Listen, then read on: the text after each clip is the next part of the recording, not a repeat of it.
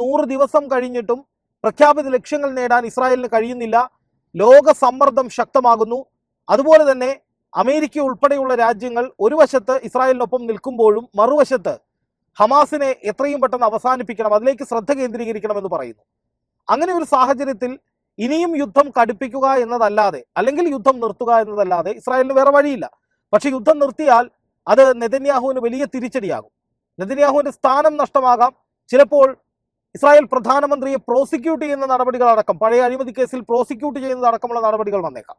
അതുകൊണ്ട് തന്നെ ഇസ്രായേൽ പ്രധാനമന്ത്രി ബെഞ്ചമിൻ നെതന്യാഹു ഇപ്പോൾ തീരുമാനിക്കുന്നത് യുദ്ധം കൂടുതൽ ശക്തമാക്കുക, കൂടുതൽ നാൾ ഈ യുദ്ധവുമായി മുന്നോട്ട് പോവുക, അതിനു വേണ്ട പണം പൊതു ബജറ്റിൽ നിന്ന് അനുസ്യൂതം എടുക്കുക.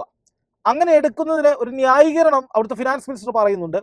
ഒരുപക്ഷെ നിങ്ങൾക്ക് ഒരുപാട് ബുദ്ധിമുട്ടുകൾ ഉണ്ടാകാം, എന്നാൽ ഇത് രാജ്യത്തിന്റെ പൊതുവിലുള്ള നന്മയ്ക്ക് വേണ്ടിയാണ്, അതുകൊണ്ട് എല്ലാവരും സഹകരിക്കണമെന്ന്.